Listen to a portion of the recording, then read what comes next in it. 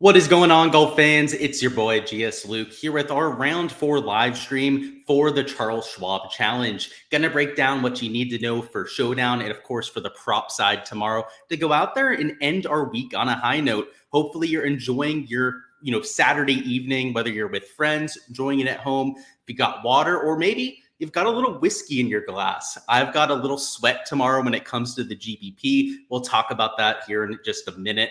But yeah, a little Maker's Mark whiskey, just neat, no ice cubes in it at all. So if you see me gagging over here a little bit, it's because I'm not used to just drinking this bourbon straight. But considering what I've got ahead tomorrow in terms of a sweat, it's probably well deserved. So what's going on down there? First off, say what's going on, right? Let me know you're down there in chat, but also let me know if you're drinking anything tonight, right? If it's water, that's okay. Let me know. And hey, if you're drinking on some whiskey, I would love to hear what you guys have out there. We've got Freddie down there in chat. What's going on, Jonathan? My boy. We have Lucas, what it be? What's going on? Mark Bornman, my boy, who's got the best restaurant recommendations, by the way, in the industry. So if you guys need a recommendation of a place to eat on a tour stop, Mark's your boy. What's going on, Beat Boss? What's going on, Antonio? A bunch of you down there. It's a whiskey show. Here come the F-bombs. No alcohol consumed yet. In fact, I haven't even tried to sip this yet. So let's break the seal on it. Probably not too many F-bombs until the end of the show. Probably when we're talking about props. Maker's Mark, it's real mainstream, right? Sipping water at work. That's what I'm saying. We're welcoming you guys into, right? If you got shit to do, but you're still grinding for tomorrow's DFS. I love it. Canadian beer, okay. That sounds even better, honestly. This is the only thing I have. I have a few White Claws in the fridge. I think a few High Noons too, but I don't know. Like I said, I think I need a little whiskey in my system. What's going on, guys? Probably similar alcohol percentage. Oh, boy. Drinking 9.5% Voodoo Ranger. Love it. I never had an alcohol drink, so drink some for you. Honestly, more power to you, man. That's honestly great. And like I said, if you have water down there in chat, you're welcome in as well. Let's talk through this, though. We have a few things to go through. Actually, I have the wrong screen up here. Oh, okay. I need to disconnect this tab real quick. So give me a second. If I take it to another tab, hopefully it'll let me open that. Ugh, okay, that's great. Well, let me drag it off. There we go. Okay. All right. We're slowly but surely getting there. No alcohol in the system yet. Imagine if I had it, I wouldn't be able to figure that out. But yeah, let's bring up the golf course info. I had my StreamYard up on the same tab as this, so it wouldn't let me share my screen. It was just, it's a good thing we didn't have alcohol in our system. Either way, though, the golf course today was signed towards the carnage, right? We were talking about this a little bit. They're expecting this place to firm up significantly as the weekend goes on, as they're completely tearing up the golf course on Sunday night, maybe Monday morning. So there's no worry about them, destroying the greens, tearing up the turf, because it's going to be gone anyways. So they mentioned a few times about making this place really firm, and you started to see those effects, right? It played, let's see, in total about 0.7, 0.8 shots harder than the first 2 days. And in the afternoon specifically, right, it played a whole shot and a half over par. And in fact, that was with at least the first hour, maybe even hour and a half of the PM wave was actually playing under par. It was playing about half a stroke under par. So for at least that first hour and a half, it looked like these PM guys, your leaders, were going to roast this golf course. And a lot of them started out hot, right? You had guys that started out 2 under, like in Adam Shank. Even Harry Hall was like even par through the horrible horseshoe, which is a pretty impressive feat on its own. But like a Grillo, right, started 3 under through 2 holes. I mean, even English, right? He almost got out of the horrible horseshoe at even par, but even 1 over was comparatively a lot better than the rest of the field. And then that carnage came in, right? And it wasn't just the conditions. You had guys like Harry Hall that completely imploded. A lot of that was probably due to nerves. And in general, I think you're going to see that same trend continue. They're not going to water these greens tonight. There's no real, at least as of right now, no forecast that's showing that there's going to be rain until probably tomorrow night. You can see on here, even the one over here on Data Golf has a slight chance of rain towards 5 p.m. On Windfinder, I believe they also have a slight chance of rain. Most of the models on here at windy.com, which we'll go through in a second, aren't calling for rain. And that would be the only thing that would upset that idea, right? If it's going to be clear tomorrow, if it's not going to be watered overnight, you're going to see an even harder scoring average for Sunday. You have that. You have some of the wins, which we'll go through here in a second, which look like they're going to be a little bit more significant tomorrow, as well as the setup, right? Sunday setups are normally more difficult than what we have on Saturday. So this is important to note, not only for the DFS side, but of course, probably even more importantly for the prop side later on. But in terms of your DFS plays, we'll look at the weather to try and figure out what kind of players we're going after. But you want guys that can grind it out. It's going to be tough tomorrow. I mean, if you have players that have experience or even success in firm and fast conditions, so if you bring that up on your database, right, just filter it by firm and fast, might not be a bad idea. Now, I don't think you have to only play players that have shown that success in the past, but it's going to be one of those days out there. So just keep that in mind. When we take a look at the wind forecast, you'll see that there's a few differences between the models, but most of them are calling for significantly higher winds in the afternoon than the morning. So first off, this is the HRRR model at the bottom. They're calling for relatively easy conditions for maybe the first hour and a half of play for those early starters. And then it ramps up, right? It gets closer to 7 to 9 miles an hour of sustained winds. The wind gusts are closer to 10, 11 miles an hour. In fact, these are actually not. So it's actually a little bit higher in terms of your miles per hour there. Either way, it's a lot more significant than what you had today and pretty much the entire week, especially from the sustained winds perspective.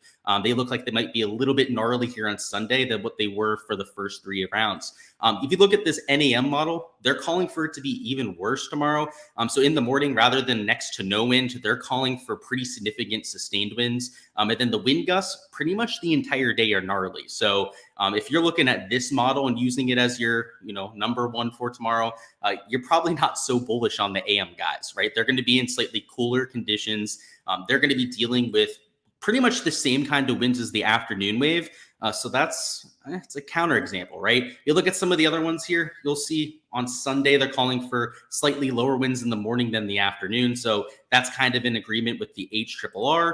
This icon model here, it's calling for the same kind of conditions as those first two, right? So again, the AM wave getting the advantage. This model is kind of like that one that was, flat across the board. So there's a few mixed opinions here, right? There's a few that are calling for it to be slightly easier in the morning than the afternoon. And based on what usually happens, right? Normally, guys, the winds in the morning are lower than they are in the afternoon. That's just how it works. Now, I'm not a meteorologist, right? I'm not going to pretend to know why that's the case, but I can tell you that it is, right? You see that almost every day out there. If there's going to be higher winds in the morning than the afternoon, that's usually surprising, right? That's usually because some sort of front or storm is coming through. And tomorrow, I don't think that's the case. If we're taking a look at Willy weather, at least let's go over here to Sunday. They're agreeing with most of the models that, again, it's going to be slightly windier in the afternoon than it is in the morning. The one X factor, let me find the model that has the rain on it. It's this one, actually, the one that we have up right here. Look at this, right? They have a slight chance of rain at 3 p.m. and then over there from like 7 to 9 p.m. I mean, there's not many that are calling for that, right? It's 1 out of like the 6 that we scrolled through right there. So I don't know if I'm worrying about that all that much. I do think it's going to play more difficult in the afternoon, which especially for props is going to lead us to a lot of fades for the PM wave golfers. And then, of course, for DFS, when we're going through the player pool, which I'll bring up right now, speaking of, it's going to lead us to a lot of pivots, right? There's going to be a few guys towards the top we're going to have to take because it is Sunday Showdown. We do have to worry about placement points at least a little bit out there. But in general, especially with that mid to lower tier range, it's going to be a lot of guys that aren't in that top 10, even in the top 15, top 20, because they have the nuts conditions, right? They'll be going off early, which again, most models do think the morning will be easier than the afternoon. And then on top of that, they get lower ownership. Right, as I'm sure everyone out there knows. I know DGen tweeted out my stream today, so I'm sure a bunch of you are down there in chat. As sure as you guys know a bunch, I'm always tuning into those live streams, right? You want to avoid that chalk, right? You want to consider game theory when we're playing GPPs, which is, of course, what I'm focused on here. With my projected ownership, this is GPP ownership, and then my player pool is my GPP player pool. So for Showdown, just to give you guys a reference, I don't play 150 lineups on every slate. I play closer to 40 to 50. So my player pool is not going to be as large as it would be for a 150 max contest. But even though I preach the whole game theory approach, right, there's a few pieces of chalk I'm playing. So we'll talk through those. One of them is going to be a Scotty Scheffler. One of them is Adam Schenk. And I guess I'll just get it out there right now. There are certain pieces of chalk I'm playing tomorrow that may or may not be in the lineup that I'm sweating for the large field GPP. So that might have to do with the fact that Scotty's in it. that maybe Max Homa is in my player pool for tomorrow. I don't want to give away too much because I do believe in jinxes. But yeah, some of it's selfishly based, right? And again, I just post my player pool, what I'm using on any given basis. This is never like guaranteed locks, right? Again, I'm letting you know my exposure, right? And you can do with that what you'd like. You can tail picks if you'd like, and you can fade them if you'd like to. There's usually a little bit of an ownership bump to some of the guys that I play. So I would be crazy to say that maybe there's not an advantage to doing that. All right, just want to throw that out there. Let's catch up on chat, see what's going on. We've got White Claws are for chicks. Yeah, I don't drink those. They've been in there for like 2 months. Coffee drinker, I love it. I had a coffee myself about an hour ago. Liquid Death, love it. Any NBA bets or player props that you'd like? I don't really want to go over those in the middle of the stream when we're talking about golf. But if you remind me when we're going over golf props at the end, I might be able to mix in a few. But I haven't done a lot of research on that end, right? And there's a lot of really good cappers out there that are putting in a lot of time to that. You should I would recommend tailing them, frankly. I put in a bet from time to time for fun for NBA, but I'm retired from my NBA DFS days at this point. Those are 2-3 years behind me. DGen Faithful here, of course. What's going on, Ike? Welcome to the chat. Hopefully you feel welcome here as you are over there. We have similar playing strategies, I'd say, right? Me and DGen. DGen has a little bit of a different style, I would say, with some of his delivery over here, but I'd say a lot of similar things you're going to hear. So I think you'll like it. Harley, what's going on? Just woke up from your hibernation induced by a COVID fever. Oh boy, yeah, I know you're saying you were sick earlier. Hopefully you're feeling better later on, man. Stay strong there. Never fun to have COVID. I've had it a few times now. I'm giving you my best 4 out of 6 single entry. All right, I'll just say it right now, Scotty, right? If you're playing a single entry, don't have to avoid a Scotty. Pick somebody in the 9K range, right? I like Max Homa. And for a core, right? I mean, maybe you don't take that much chalk, right? You try to take one sort of pivot, like Minwoo Lee. I mean, I don't want to build your lineup for you, man. You're going to have to do that. Again, guys, I'm going to give you my strategy and whatnot, but I'm not going to build lineups for you. So let's leave it at that. Let's start talking through this strategy. So up top with Scotty Scheffler, he's actually not going to be as chalky as I think he could have been because of his finish, right? The last 3-4 holes, he was atrocious, did not get up and down at all out of the bunkers on the back nine, and is now lower than a Victor Hovland on the scoreboard. I will tell you, he'll still be chalkier than Victor Hovland, right? The slappies are going to see Victor. They'll see him up there in the top 10.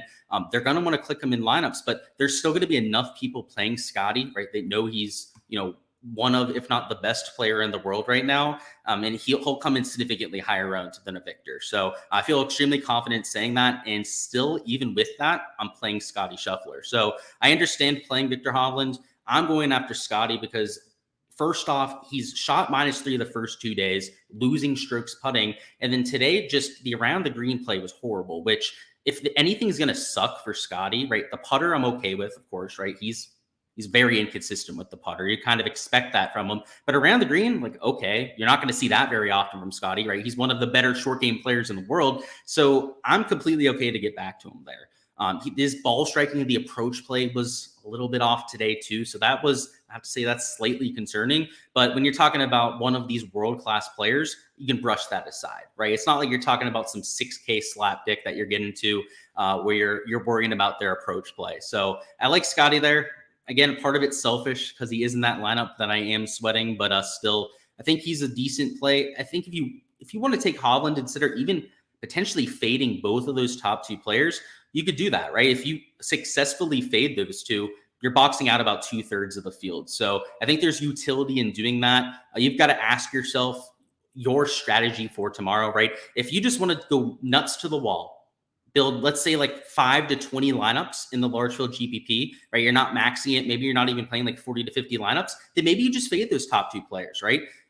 For Sunday Showdown, placement points matter, especially on a difficult golf course, which tomorrow, given how firm and fast it should play, some of the winds they'll be seeing as well, I do think it's going to play relatively difficult, at least a shot and a half over par. If that's the case, those placement points matter even more. So, fading these two becomes a little bit harder in that situation. But again, you'd be boxing out about 2/3 of the field if they don't go out there and make the nuts lineup. And it's a real easy strategy, right? If neither of these two go out there and make a charge up the leaderboard, they're not going to be in the winning lineup in those large field GPPs. So personally, I would try and stick to some of the fades if you're not entering as many lineups. if you're somebody like me that's entering like 50 plus lineups, you can probably find a way to play like 50% Scotty Scheffler, even more. If you could play 60, 70% if you want to, in something like 50 lineups. But in 5 to 20 lineups, I like being hyper aggressive, right? When you're going to have a lot less bullets than some of the sharps out there, right, that are 150 maxing. When you're playing in such a top heavy contest to begin with, I don't hate the idea of playing boldly, right? That's usually my strategy when I tone back the exposure a little bit. Tomorrow, mine will be a little bit more spread out. So I'm not taking that strategy, but I wanted to throw it out there because I know there's a lot of you that are playing in those large field contests that aren't taking a bunch of lineups. And I think maybe avoiding those two up top is a little bit more viable there. I like Max Homa, right? He's kind of just lurking around -3, did not play particularly well today. So his ownership is kept in check, just right there at 15.8%. Guys like a Justin Rose, not as chalky as they could be. I mean, Sam Burns even, right, 19.4%. If these players had done anything today and have really asserted themselves on a leaderboard, right, had gone or even just maintained something like a -4, -5, they would be 25, 30% owned. So again, if you're going to avoid these top two players, I have no problem with just hammering these guys at -3. They have pretty much the same chance as a Scotty, a Victor Hovland to get up into contention. And in terms of your talent level, right, sure, they're not nearly as solid players, but it's Showdown. It's a single round sample size, right? We're embracing that volatility whenever possible. And these sort of guys for just 18 holes, I don't want to say it's a 50-50 coin flip, but it's close enough to that these are the game theory kind of guys you want to get to. It's worth noting that it falls off quickly in terms of your usable options up top. If you're going to get to some of these guys in the lower 8s or even top end of the 8Ks, it's kind of rough, right? Like a Steven Yeager, KH Lee. I mean, you can play them as a pure flyer if you want to, but they're not getting any sort of placement points. I'm, of course, avoiding the Harris English chalk. He's not somebody I have in that lineup, so I'm avoiding him there. Harry Hall, another piece of, I think, egregious chalk, right? Somebody tied for the lead, but he's 23% owned. So I am avoiding some of the chalk here. Usually if I'm going to avoid chalk, for Sunday Showdown, even for 4-round stuff, it's usually the 8K and the 7K chalk, right? 6K guys are never really chalky. You're not going to see them coming in like twice, 3 times a zone to some of their peers. But here in the 8K range, you see it all the damn time, and especially for Sunday or even Saturday Showdown. So this is where I'm making my fades. I mean, even down into the 7K range, there's a few guys I'm avoiding at some ownership. Let's see. Honestly, there's not even that many chalky pieces. A lot of them are up there in the 8K range. I think Streelman's getting some ownership. Let's see. Chad Ramey's 10% owned. I have 12.7% on Lipsky because he's so cheap. And of course, is -5 on the leaderboard. I'm avoiding those sort of players, right? Up top, there's some chalk that I think is worth eating, right? That are probably, or more likely than not, right, going to go out there, gain 2, maybe 2.5 strokes to the field and move themselves up that leaderboard. So I'm taking Scotty, core play tomorrow, right? If somebody was asking for a core, it'd be Scotty, it would be Max Homa. Grillo would be a part of that core, and then Minwoo Lee. I really like Minwoo at the bottom end of this 8K range. You're probably going to have a hard time fitting all 4 of those into a lineup together, which is okay, right? More than fine just taking 2 or 3 of those core plays on a lineup. But I really like Minwoo as a pivot here. He's only 9.9% owned in my projections in terms of ownership for Sunday, and he's got the upside to shoot 6, 7 under par. He's just got to hit fairways. You've probably heard a few of the announcers talk about it, especially on the back 9. If you can hit fairways, you're going to have wedge into at least 5, 6 of those holes. If it's not like 5, 6 of them, it'll be 4 or 5, and then you'll have an 8, 9 iron into the other 2, even for some of the shorter hitters out there. So somebody like Minwoo, if he can get in some sort of a rhythm off the tee, I really like his chances to skyrocket up this leaderboard. So it's more of like a hunch play with him. The shots gained look good too. He's been gaining off the tee every round. The putter's been a little bit sporadic. He hasn't been that good around the green. We need that spike approach day. You can go out there and even just gain a stroke and a half, 2 strokes to the field. Unlike some of the other players in this range, I think he has the upside to break the slate, right? There's other guys in this range that can have a good putting day, right? Maybe shoot like 4 or 5 under par. Minwoo, because of his driving distance, he hits the ball as far as Rory, by the way. If you guys haven't noticed some of the stats out there, he's absurd. The kid is fun to watch. If you haven't seen him in person, he's one of those players that you have to get out there and see at some point. His ball flight just sounds and looks different. So I've been a huge believer in the kid for a long time. And anytime he's low owned in Showdown, he's going to be somebody I'm getting to in bunches. we'll go through a few of the value plays I like, right? So we talked about guys I'm avoiding. In terms of players I'm trying to get to, like a Ryan Fox, he's getting a little bit of ownership, a little bit of steam, but he's underpriced. And at 13%, I think he could easily have been like 18 to 20% owned. So he's still getting some attention, but if I have to allocate 25% or right, just a quarter of my lineups to a Ryan Fox, I have no issues doing so, right? That's like 11, 12 lineups for me if I'm going out there and playing my set of 50. So I like guys like a Ryan Fox there. Thomas Dietrich, low-owned player with upside. We know his pedigree. Let's see. You've got Patrick Rogers. Oh, boy. I know DGen hates Patrick Rogers. So understand if you guys don't want to play Patrick Rogers, especially if you're over there from DGen Nation. But 5.1% owned. He can get real streaky off the tee and with the putter. If you're going to play him, I didn't play him for my 4-round stuff. I like playing him in Showdown, right? Where you don't have to worry about him going out there and shooting 75, 76 one day, like he almost does at every single golf tournament. JJ Spawn, another player who can get nuclear hot with the putter, just super low owned, right? Somebody who's teeing off in the first half of tee times that I think can go out there and shoot something low. Sam Stevens, after his mediocre day, only 4.4%. Cameron Champ, less than 1% owned. Like, yes, please. I'm all about those. Will Gordon, right? People love smashing him for like a first round leader sort of thing. So I think he's a perfect kind of fit for Showdown. Let's see. You could take Lee Hodges if you wanted to. Honestly, this whole range, I almost played all 6 of these guys, but it's kind of like when you're on a test and you're like, going through, clicking through players. I feel like I had too many guys at the top of the 6K range. So I ended up keeping Lee Hodges out. So if he goes out there, he roasts the course for a -5, -6 day. Not going to be a happy character over here. Let's just say that. I like Joel Damon, right? Aggressive player. Matthew Neesmith, another extremely streaky player. But more than anything, right? I can talk about guys being streaky, aggressive, so on and so forth. It's just more that they're low owned. They're teeing off early, right? They're going to be in what I think is the best set of conditions for Sunday. Excuse me. Well, let's get a drink here. My mouth's getting super dry. And they're going to be low owned, sub 3% owned.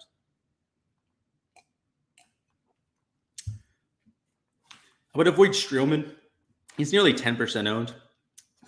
That maker's mark is gnarly, especially when you're used to having it on the rocks. But Streelman's super high owned, right? I don't know what's going on with that.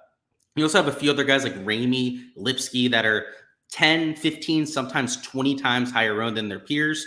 Ridiculous, right? Even if they're at -4, -5, they're still a solid, 3-4 shots off of meaningful placement points. And they're very unlikely. There's a reason why they're in the 6K range. They're very unlikely to go out there and shoot like 6, 7 under par, right? Like you're talking about bottom of the barrel players, guys that are sub 1% owned for your main slate stuff. There's no reason for them to be 10% plus owned, right? I know they have a better chance of going out there and getting placement points.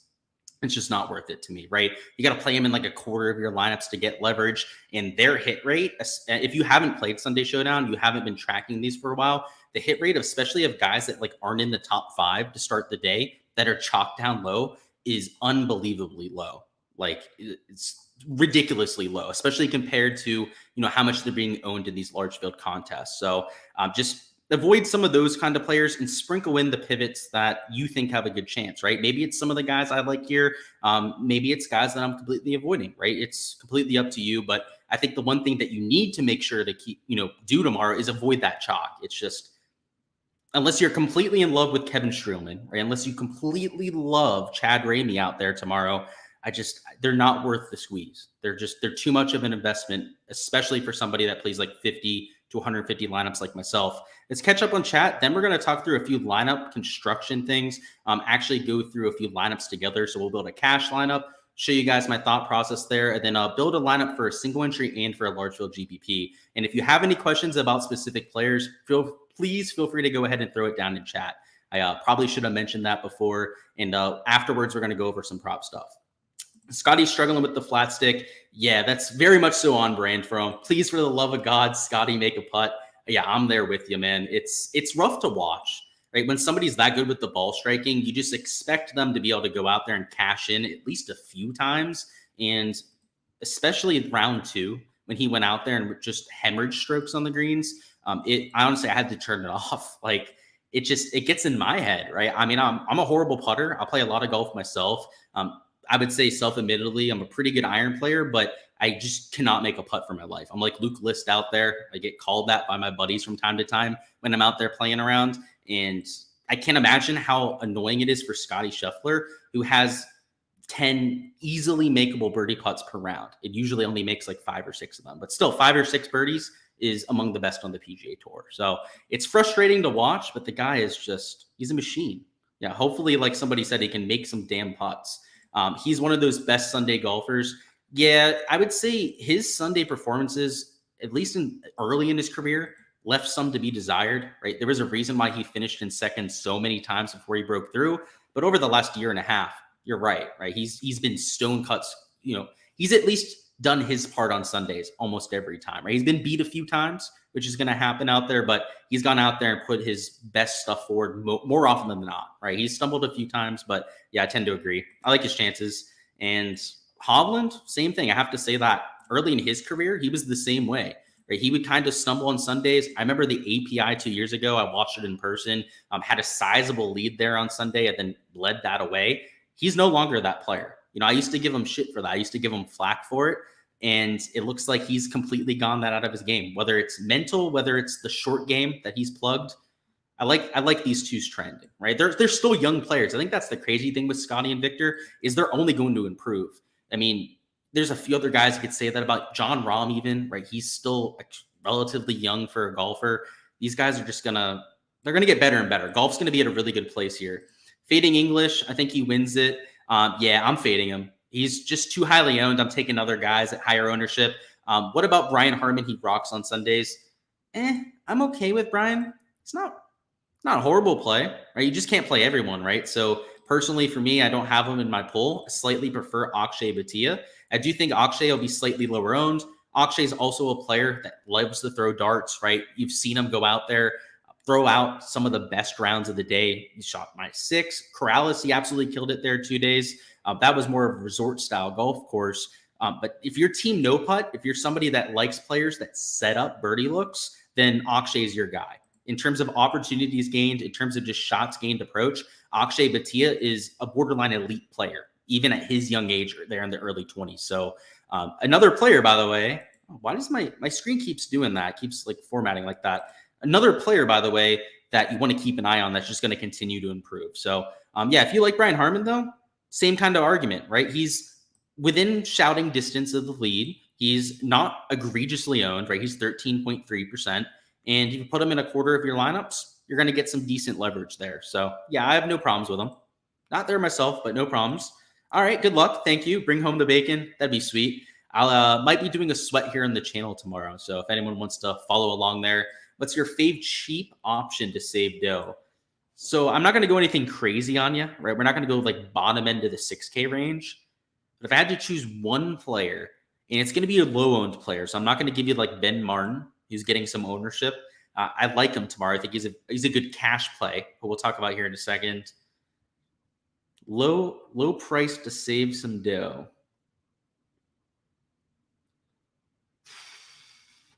Yeah, I mean, these guys I'm kind of scattershotting. I don't really think there's going to be one guy I'm playing a whole bunch of. We'll go with Ben Martin here. I said I didn't want to give you Ben Martin, but if there's one guy down low that I'm going to play in at least a quarter of my lineups, it's Ben Martin. So we'll go with him. Ball striking has been fantastic. He's a good driver of the golf ball, which really helps around Colonial. And 11.3%, it's steamed compared to the guys around him, right? But look at that. He's only about 2% higher than Andrew Novak. That's fine, right? He's not great, right? The ownership's higher than we'd probably like, but it's not egregious. So let's go with Ben Martin there. What's going on, Mr. Space Lee, my boy? Welcome on into the live chat, bro. Let's talk through a few lineups together now. We'll go through props afterwards. In terms of lineups, I like to start with a cash build before we go through some of the GPP single entry kind of stuff. And for a cash build tomorrow, I don't think there's any must plays, right? I think you want to mix in a few guys towards the top of the board, but I don't think you have to play a Harris English, an Adam Schenk, right? And a Harry Hall. Like these sort of players could go out there and just blow up tomorrow, right? Would not surprise us. All of them are going to be really highly owned, which for cash, we don't really worry about all that much. But They're overpriced. All of them are way more expensive than they probably should be. And there are guys around them that I think are just better from the median projection perspective.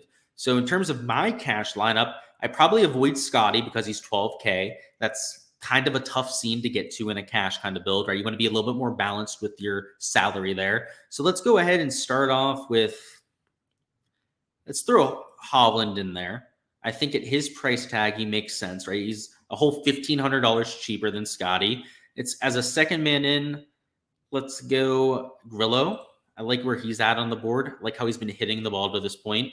We can still throw in one of these guys at -10. I think if you're going to, Harris English at -9 is probably the best choice. Just long-term has the highest pedigree of those three players, has been in this situation before, has a really good Sunday scoring record too. So I don't hate that from Harry. Let's see. Top end of the 8K range, if you're looking for a cash kind of build, don't hate Brian Harmon, right? He's Mr. Consistency, Mr. Par your course to death.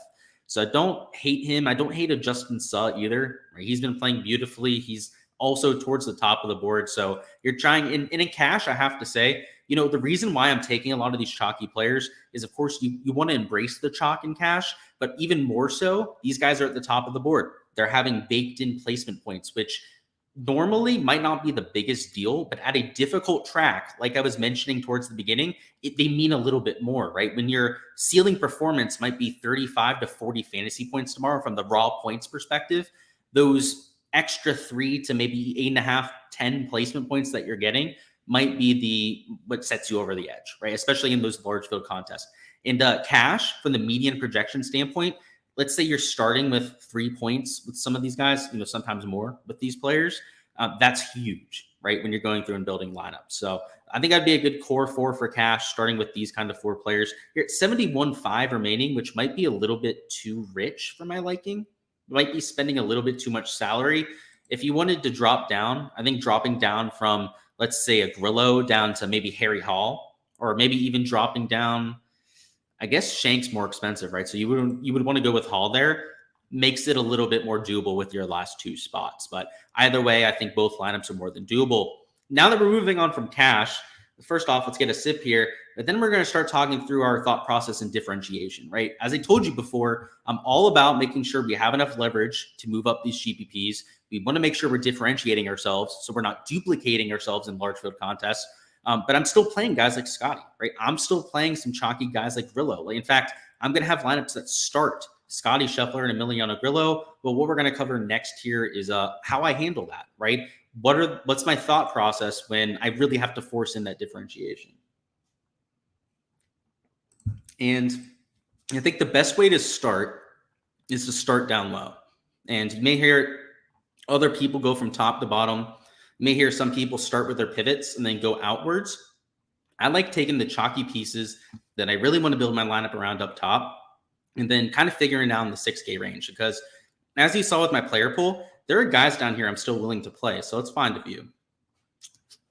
Let's go to the middle end of this range too. So we want to avoid a Ramey because of his placement points, because of how much ownership he's getting at this point. I think he's chalk that I'm willing to avoid, willing to fade there.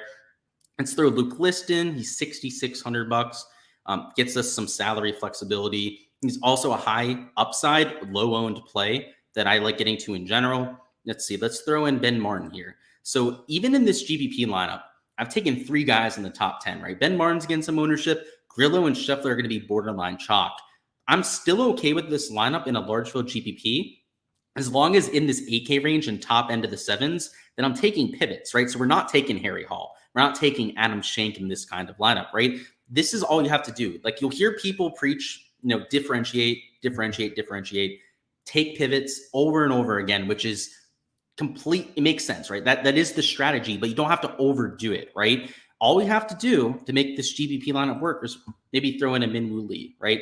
Down here in the 7K range, right? You make sure your last player is going to be a sub 5% owned player. So maybe it's Sam Stevens. Maybe it's somebody like a Cam Champ who's maybe even sub 1% owned. Either way, you take those 2 pivots, you add in maybe one guy like a list, right? Maybe it's 3 pivots total, and you can get away with using some chalk for Sunday Showdown. So, for rounds 2 and 3 Showdown, I think I'm a little bit more contrarian than I am for Sunday Showdown. but that also comes with the placement points, right? It's harder to be as contrarian when you have to at least try to get a few of those guys up top into your lineup. But it's how you build those lineups that matters, right? When you're taking some of those real chalky guys, it's making sure that you have a few guys that are outside the box mixed up with them, which helps you for, first off, ownership leverage, moving up the leaderboards, but also for differentiation, making sure that you're not duplicating yourself with other people. And if you're in a single entry kind of build, I think you can be even a little bit less lax. A little bit more lax, I should say, about your lineup construction. So let's start with Scheffler. Let's go as a second man in. Let's put some chalk in here. I want to show you what I'm talking about, right? If you want to be a little bit more laxed about it, let's take those guys. Let's Sun this lineup. He's getting some ownership. And let's take one more relatively chalky player. Let's throw Ben Martin in there. So Justin Suh, Ben Martin, they're chalky, but they're not mega chalk, I'd say, right? They're higher owned than they probably should be. Shank and Scheffler are ridiculously high owned, right? So starting with these four players, as long as you take the last two guys as pivots, I'm okay with in a single entry, right? Single entry, you're playing against sometimes a couple hundred entries. Sometimes maybe it's like 1,000 to 1,500 entries for something like a Showdown format, right? The contests, especially for Showdown, are a little bit smaller, of course, compared to your main slate stuff. You don't have to get that different. It's just like you get different in one or two spots and you're honestly okay, especially if you're not taking mega chalk at all four spots. So like, I guess to make an example here, right? Like you wouldn't want to just take Hovland. Like you could really abuse this, right? Like you wouldn't want to start like this. Let's put English in there and let's throw Harry Hall, right? You wouldn't want to start Hovland, Shank, English, Harry Hall. Right? You wouldn't want to take four guys that are all going to be 20% plus owned. But if you're a little bit less egregious about it, right? If you throw in the Scotties of the world, right? You throw in guys that are a little bit more reasonable with the ownership mixed in with that guy up top, it's a lot more doable. You just throw in one or two pivots and you get it done.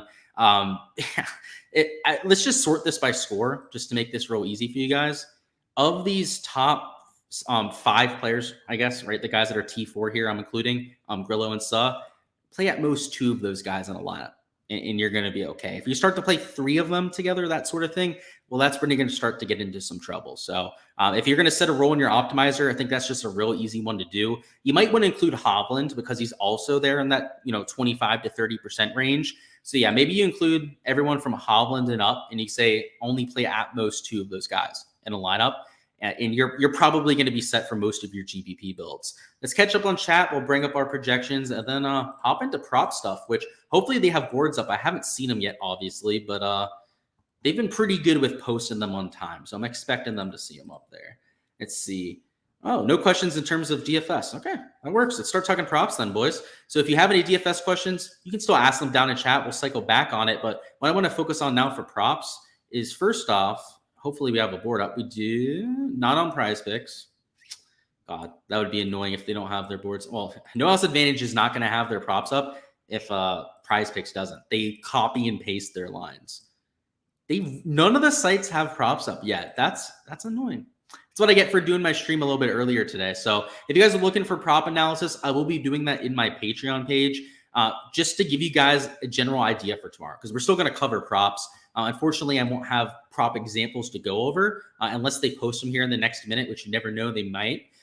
It's going to be a lot of fades for tomorrow. So we talked about it earlier about how this course is firming up. It's getting a little bit faster as the week goes on. That's only going to continue into Sunday. It already got about 0.8 shots harder from yesterday to today. I would expect that same kind of jump to Sunday, if not a larger jump. The reason why I say maybe even a larger jump is you've got the Sunday setup. You've got Sunday pins, the most difficult setup of the week out there.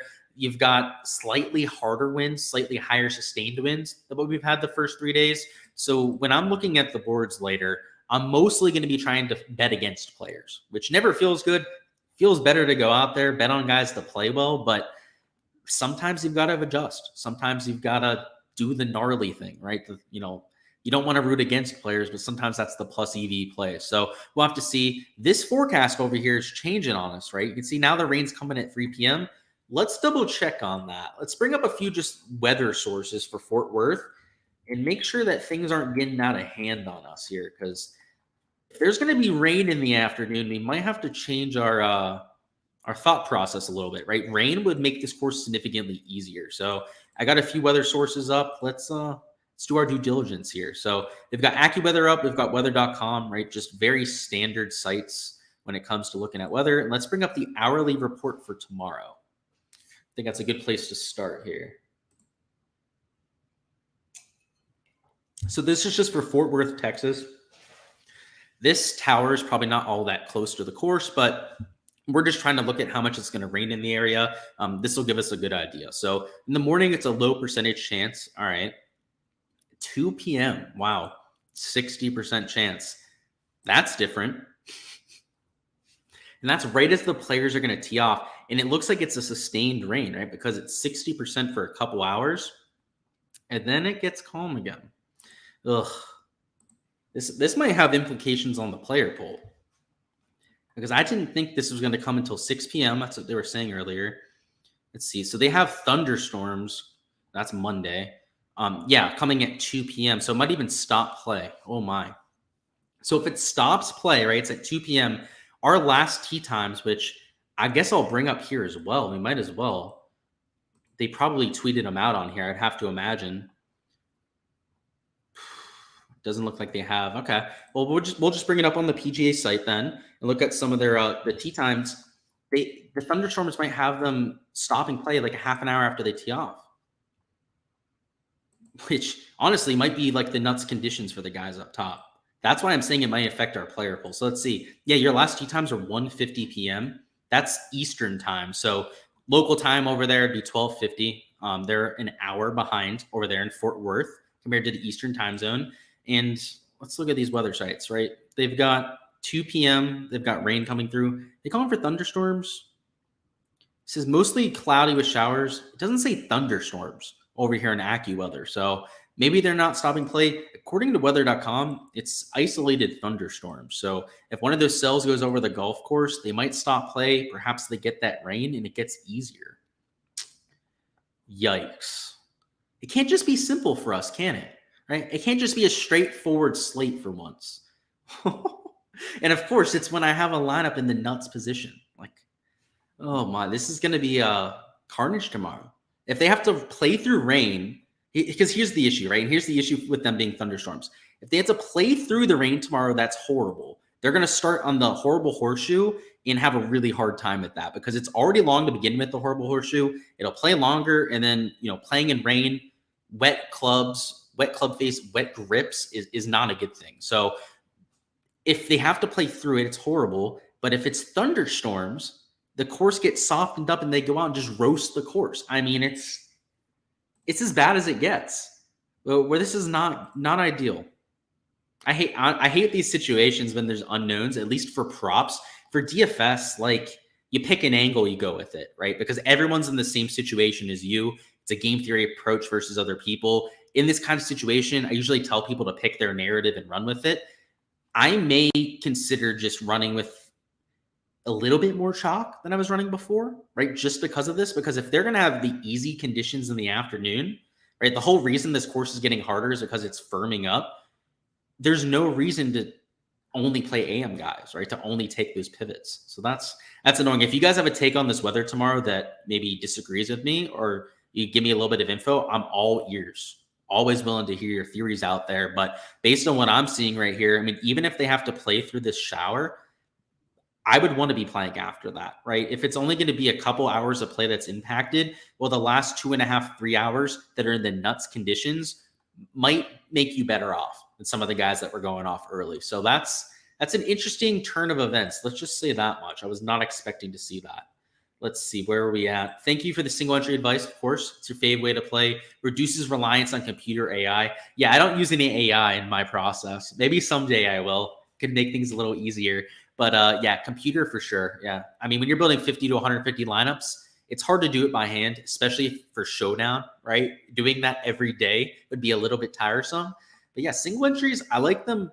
It's easier to cash, easier to actually finish in the top 5, top 10 at one of those contests. So I like it from that perspective too. I don't want to say it's more consistent, but it's a lot more sustainable from that perspective. Over bogeys on Underdog. Ooh, they posted them. Thank God. I was stalling, hoping that they'd post a board, guys, and it looks like they have. Have they not posted them, or are you saying you're hoping that they post props like that? because I don't see anything here. Yeah, you're probably just saying they're hoping they post that. I wouldn't be against some of the morning guys for overs, because like what we're looking at, right, is it might get soft in the afternoon. Maybe we fade the guys in the morning that are a little bit less invested into this event, might be a little bit more aggressive, and then we know aren't going to be playing after rain. Right? That might be the move tomorrow, guys. That might be what we end up doing. You're saying 2.5. Yeah, if we get those numbers, I think I'm there with you. Favorite DFS play between Homa, Burns, Siwoo, all at -3. I like all three, honestly. Would you consider playing all three? Yes, I would. Monday, I can almost guarantee you that I'll have all three together in lineups. Homa, first off, -3, decent position to move up the board. Burns last year started Sunday 7 shots back and won the event. And this year, he's 7 shots back to start Sunday. So I'm called an omen. I'm playing him. He could do it again. He's shown it before. He's an aggressive player. But Siwoo, the same thing. Siwoo today, the approach play was on point. He just couldn't make a putt for his life, which was to my advantage because I did bet against Siwoo Kim today. Let's see. Yesterday was not kind to us with this. Honestly, today was very average too. But we did cash out on this card with Siwoo Kim. You can see down here under on his birdies. Made 3 on the day, but he could have easily made 7 or 8. That's how good his approach play was. I mean, he was missing just 5-6 footer, just after 5-6 footer. It was just tough scene, but yeah, he'll probably turn that around. So I do like Siwoo, that's for sure. Do I fuck with the underdog draft lineups? So you've got Scotty, Minwoo, Hostler, Gordon, Griot, and Shank. I do. I'm not 100% certain on how they do the scoring, whether they include placement points for Sunday. If they do include placement points, I love that lineup. If they don't, I might avoid Shank and I might avoid Griot in that kind of lineup. But I'm unsure about that. I don't play those very often. So you'll have to let me know on that. Careful, the rain you see in the forecast is usually tears from the Cowgirl fans. Taking a shot at the rival fans. I love it, Mark. Yeah. And by the way, don't be surprised if these forecasts are just wrong, right? I mean, let's refresh Windy. Let's make sure that we have the latest forecast on here. Let me actually bring up the big forecast with all the different ones on it. And let's take a look at what they've got on here now, because I'm assuming this updated, right? So yeah, the Meteor Blue one down here, guys, has rain on it now. The one that had rain on it before still has rain. This one now has rain at 3 p.m. So yeah, it looks like some of these models are starting to come around to that. So some of them are calling for more rain than others, right? This GFS model is calling for pretty significant rain later in the day. Some of the other ones here are calling for, just a sprinkle, right? Not much rain at all. So, it would help players, right, if they get that precipitation. But if it's just a sprinkle, like a few of these models are calling for, it wouldn't be as a pronounced effect as you may have seen before that. So this is annoying. Honestly, there's no other word for it. I hate these unknowns. Local broadcasts have it as just sprinkles. Yeah, that's what I'm thinking it's going to be. I hate to be that guy, but weather here flips like a switch. Yeah. And earlier it was calling for no rain. Now they're calling for sprinkles. It wouldn't surprise me if we wake up in the morning and then they're calling for complete downpours, right? So like you see this model at the top here, like this is pretty significant rain, right? Nearly 1/10 of an inch in an hour there. About half of that there at 6 p.m. That would be very substantial. That would impact play. But if it's a sprinkle, I mean, that's a wash. That's annoying. Do I believe in players being clutch on Sundays? Yes, because we've seen so many examples of guys that have done it time and time again, right? And a lot of it's mental. If you're looking at Sunday scoring average, I do think that's one of the more predictive stats that we have out there right now. You need a long-term sample. You don't want to be overreacting just based on somebody's Sunday numbers. But especially for somebody that has like 5-6 years of Sunday data, then yes. The issue with that is that, and I don't have a way to do this yet. I need to add this to my database. Would be a way to filter Sunday stats by whether somebody's in contention or not, right? So if they were within, let's say, 5 to 6 shots of the lead, well, how did they play on Sundays then? Or right? Or maybe we want to look at how somebody plays on Sunday when they're completely out of contention, because whether they're, out there really trying to, focus in because they're in the lead, or maybe they just don't care at all because they're out there towards the back of the pack, it could have a different effect on different players. So I don't think it's a perfect practice, to say the least. But I think if you're going to look at any round by round stats, Sunday are probably the best. I think rounds 1 through 3, are probably a lot of noise. David says it's moving through that quick since the stream started. It might pass through tonight or downpours. Yeah, I mean, it honestly, beginning in the stream, right? There was no rain on there, and now they're calling for just slight rain. Yeah, I think you guys are probably right. Like, these rain showers are probably nothing that significant if I had to bet on it. So in terms of props, let me see if they've posted anything. I'm probably still fading a lot of guys on the PM wave. I'm probably, I saw the props on there. I was like, oh, they posted the board, but nope, they still haven't done so yet. Let's see if I stall here for a minute more, maybe they'll post a board. Go Birds, love it. It never rains in Texas. Seems to never rain in Texas, but for whatever reason, the weather gods are not with us tomorrow. So I guess I could stall by, you know what? No, I'm not going to do it. Let's go ahead and just end the stream there. I was going to show you guys the lineup, which would have been just the jinx of the jinx. We're not going to do that, right? We're going to stay strong on it. Just know if you're in the $5 GBP, you can look at the lineup if you want to, but I'm not going to bring it up here on stream. I've been around enough to know what a mush looks like, and we're going to make sure that's not the excuse for why it doesn't win tomorrow. So hopefully I can be on that weekend review stream there on Monday morning, a GPP champion. That'd be pretty sweet.